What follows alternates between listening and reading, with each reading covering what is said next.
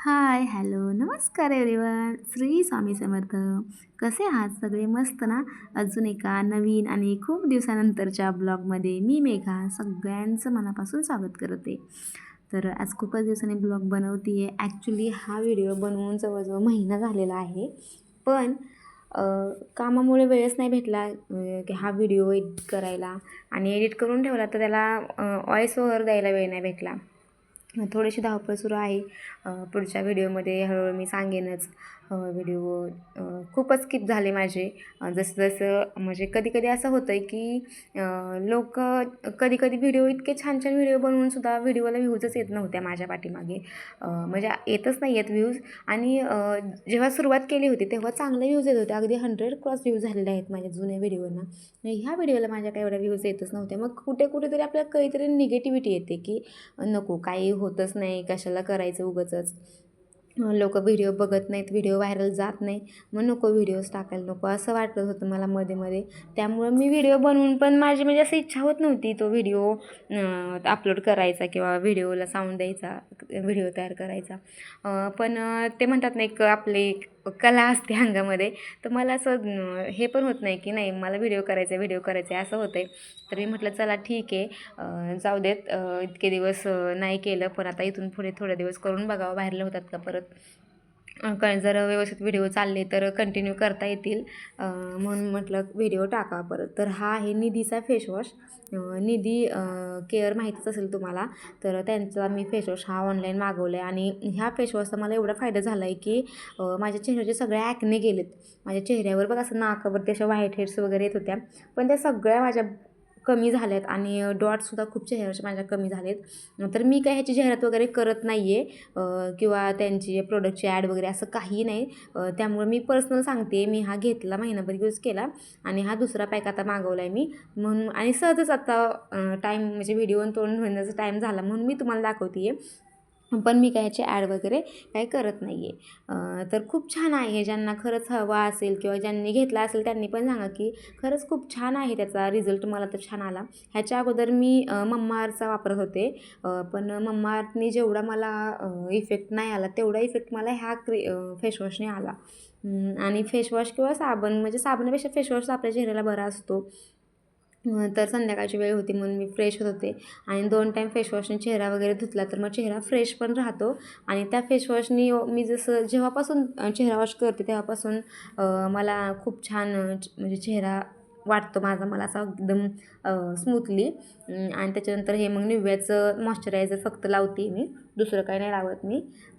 कुठे बाहेर वगैरे जायचं तर निव्याचं मॉइश्चरायझर आणि वरून फक्त आपली पॉन्ड्स पावडर. बाकीचं काय जास्त यूज नाही करत. आणि मला पहिल्यापासून असते माझे प्रत्येक व्हिडिओ बघितले जास्त मेकअप पण करायला मला आवडत नाही आणि मला जास्त मेकअपच करायला जमतच नाही. मेन म्हणजे ते सगळं फाउंडेशन वगैरे काय काय बोलतात ना, ते सगळं मला कोणत्या कंपनीचं घ्यावं आणि ते कसं यूज करायचं काय मला तर म्हणजे मला ह्या गोष्टी जास्त इंटरेस्ट पण नाही आहे. आणि एक्स्ट्रा मेकअप करायचा म्हणजे हेच होत नाही.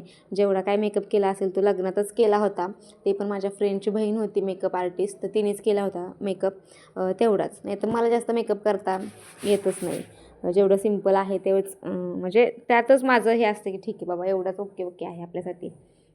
नंतर इकडं आरवच्या फ्रेंड आल्या होत्या बाजूला खेळायला आरवसोबत. त्याने आणला होता क्ले. त्याचं चाललं होतं 4-5 दिवस झाले मला क्ले पाहिजे म्हणून बनवायला गणपती, म्हणून क्ले आणला होता. म्हणून मग त्याला क्ले आणून दिला ह्यांनी आणि तो एवढा खुश झाला होता क्ले आणला आहे म्हणून. तर त्याने त्याचा गणपती बनवायचं चाललं होतं काम त्याचं. सध्या आरवच्या एक्झाम वगैरे पण होत्या आणि त्याचा अभ्यास घ्यायचं चाललं होतं. त्यामुळं मग थोडंसं व्हिडिओकडे दुर्लक्ष केलं. नाहीतर व्हिडिओ बनवायला एवढे सब्जेक्ट जेव्हा मी काय बनवत असते तेव्हा माझ्याशी अरे बापरे मी ह्याचा व्हिडिओ करायला पाहिजे होता, अरे बापरे मी त्याचा व्हिडिओ करायला पाहिजे होता, माझा एक कंटेंट आजचा तयार झाला असता. पण ते परत असं दुसऱ्या मिनिटला असं वाटतं की नको राहू देत. ह्या बाजूवाल्या ताई होत्या, त्या त्यांचं एक काम होतं म्हणून आल्या होत्या. तेवढ्यात तनिष्का आली आमची घरामध्ये. थोडा वेळ संध्याकाळच्या मुली येतात खेळायला, नंतर त्यांचा अभ्यास वगैरे असतो त्यामुळे त्या निघून जातात. मग आरवसोबत खेळायला पण कोण नसतं इथं. मग एकटाच आरव खेळतो आणि त्याला सवय आहे एकटं खेळायची. एवढं त्याचं असं काही असं नसतं की सोबत कोण पाहिजेच म्हणून. पण थोडा वेळ जरी बाहेरची मुलं वगैरे खेळायला आली तर मग त्याला काय म्हणजे थोडंसं जरा करमणूक होऊन जाते त्याची. नाहीतर मग तो मला म्हणतो माझ्यासोबत खेळ.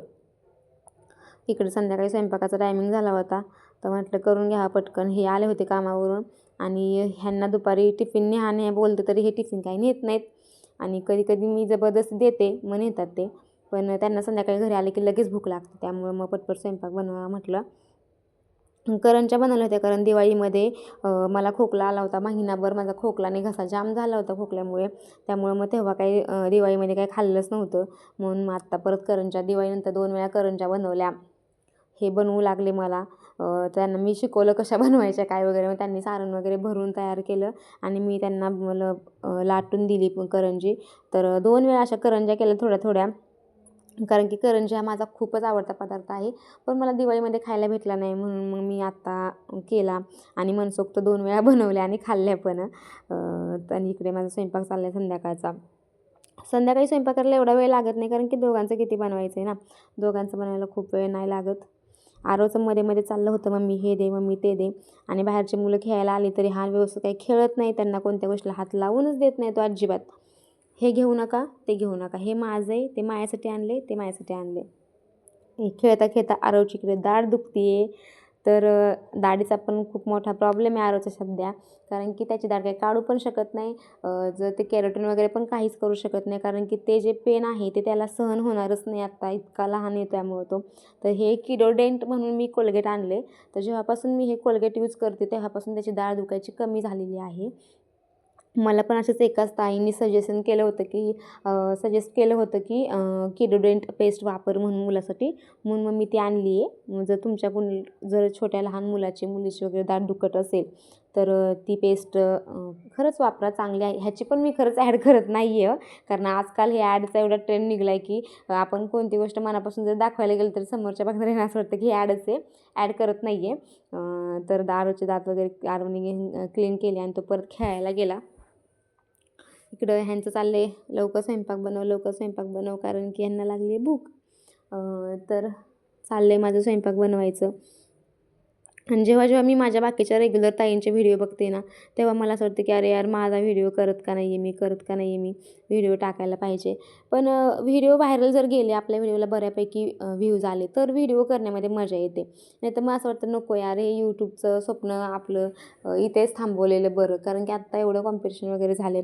पण परत वाटतं नको असं करायला. रोज एक 4-5 मिनटंच तरी व्हिडिओ टाकावा, जेणेकरून म्हणजे एक ना एक व्हिडिओ तरी व्हायरल होईलच. आणि काय प्रॉब्लेम आहे काय माहीत, पहिला मोबाईल घेतला मी, तर त्याच्यामध्ये पण व्हिडिओ व्यवस्थित क्लिअरिटी नव्हती. मग तो मोबाईल माझा आरवकडून तुटलाच. त्याच्यानंतर मी दुसरा मोबाईल घेतला, जो मी आत्ता ह्यांना दिलेला आहे. तो मोबाईल ह्यांच्याजवळ आहे. तर तो मोबाईल पण असाच, आम्ही व्हिडिओ बनवण्यासाठी मोबाईल घेतला होता. खास व्हिडिओची क्लिअरिटी वगैरे व्यवस्थित यावी असं सांगून त्यांना, मोबाईल शॉपीवाल्यांना आम्ही विचारलं होतं की आम्हाला व्हिडिओ तयार करायचे असतात यूट्यूबला, त्यासाठी चांगली व्हिडिओ क्लिअरिटी असलेला मोबाईल आम्हाला द्या. तरी पण त्यांनी जो हँडसेट दिला आहे आम्हाला म्हटले खूप छान आहे, खूप छान आहे म्हणून. तरीसुद्धा त्या व्हिडिओमध्ये सुद्धा, त्या मोबाईलमध्ये सुद्धा अजिबात व्हिडिओ चांगले येत नाहीत. एकदम बकवास आणि एकदम थर्ड क्लास क्वालिटीचा मोबाईल लागला तो आम्हाला. तर नवीनच घेतला होता, पण तो पण मी त्यांनाच दिला. आणि हा त्यांचा मोबाईल आहे, तो मी सध्या यूज करते. तर ह्याच्यामध्ये सुद्धा म्हणजे दुपारचे वगैरे व्हिडिओ छान येतात, क्लिअरिटी वगैरे छान येते बरं का. पण संध्याकाळच्या रात्रीचे जे शूट करतो आपण, ते व्हिडिओ जरा व्यवस्थित नाही आहे त्याची क्लिअरिटी. आणि मेन माझ्या ह्याचा प्रॉब्लेम, व्ह्यूचा हा दुसरा प्रॉब्लेम आहे, पण मेन प्रॉब्लेम माझा व्हिडिओ न करण्याचा हाच आहे की माझ्या व्हिडिओला व्यवस्थित क्लॅरिटी येत नाही आहे. असं बाहेर वगैरे कुठे गेलं तर खूप छान क्लॅरिटी येते त्याला, पण घरात जर शूट करायचं म्हटलं की मग क्लॅरिटी सोयीचं, आणि ते व्हिडिओ जर असे फिक्कट दिसतात, त्याच्यामुळे मग ते व्हिडिओला व्ह्यूज येत नाही आणि आपला व्हिडिओ व्हायरलसुद्धा होत नाही. यूट्यूबच आपला व्हिडिओ पुढे ढकलत नाही, कारण की आपलं जे इम्प्रेशनच डाऊन पडतं आहे व्हिडिओ अपलोड केल्यावर.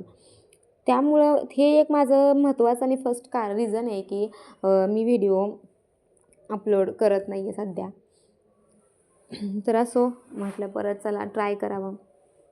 स्वामींच्या कृपेने, स्वामींवर विश्वास ठेवण्यास सुरुवात केली होती. परत एकदा म्हटलं स्वामींच्या कृपेने सुरू केली, तर चला म्हणजे सक्सेस मिळेल हा पुढचा विषय झाला. पण जे सुरू केलं आहे तर ते म्हणजे नको लगेच एंड करायला, किंवा मध्येच थांबवायला नको, कंटिन्यू करू. म्हणून आज खूप दिवसांनी हा व्हिडिओ खूप जुना आहे हा, पण खूप दिवसांनी ह्या व्हिडिओला आत्ता मी एक्स्ट्रा साऊंड देते आहे. ह्यांच्या चालल्या होत्या गप्पा, कारण दिवसभराच्या गप्पा करायला म्हणजे वेळ भेटत नाही, म्हणजे समोरासमोर एवढं बोलणं होत नाही, कारण सकाळी त्यांची जायची गडबड असते, आरोच्या स्कूलची गडबड असते, आरोला सोडलं की ते जातात कामावर त्यांच्या निघून. मग संध्याकाळी आलं की स्वयंपाक करत करत थोडंसं आमचं डिस्कशन वगैरे की दिवसभर काय झालं वगैरे ह्या गोष्टी थोडंसं आमचं बोलणं सुरू असतं संध्याकाळी. हॉलमध्ये सगळी मुलं खेळत होते आरोसोबत, त्यांचं चाललं होतं गणपती तयार करायचा, तर आमच्या इकडे गप्पा चालल्या होत्या बोलत बोलत करायच्या. आणि ह्यांना खूप सवय आहे, जेव्हा आपण स्वयंपाक करतो ना तेव्हा सांगायची, अरे हे असं नाही, अरे हे तसं कर, अरे ते तसं कर म्हणून. आणि ह्यांना छान छान पदार्थ बनवून खायला खूप छान छान म्हणजे आवडतात. छान छान पदार्थ बनवून दिले की हे खुश होतात आणि म्हणतात ना की काय म्हणतात ते पहिला काहीतरी असतं ना, खायला चांगलं घातलं तर रस्ता पोटातून असतो, असं काहीतरी म्हणतात, काहीतरी म्हण आहे ती, मला आत्ता आठवत नाही आहे. पण ह्यांना खूप छान छान असं बनवून खायला दिलं तर त्यांना खूप आवडतं खायला. आणि ते रोज कमेंट म्हणजे रोजच्या 2 टाईमच्या भाजीला ते कमेंट करतात की हो छान आहे, आज छान झाली होती, आज जरा थोडं असं होतं, आज जरा तसं होतं. आणि रोज टिफिन पण जेव्हा त्यांना देते मी, तेव्हा ते दुपारी पण फोन केला की जेवण केलं का, तर हो केलं, आणि भाजी अशी झाली तशी झाली हे सांगतातच ते. जे पण काय असेल ते कमेंट्स ते करतातच. आणि रात्री पण एक घास खाल्ला की कमेंट असतेच की भाजीविषयी, किंवा बाहेरून काय पार्सल वगैरे आणलं किंवा काही जरी खाल्लं त्यांनी तर त्यांचं ते हां खूप छान आहे किंवा किंवा मस्त आहे वगैरे असं कमेंट करायची त्यांना, म्हणजे ती सवयच आहे पहिल्यापासून. पण चला असो, नेक्स्ट व्हिडिओमध्ये पुन्हा भेटू, तोपर्यंत सर्वांना बाय बाय. श्री स्वामी समर्थ.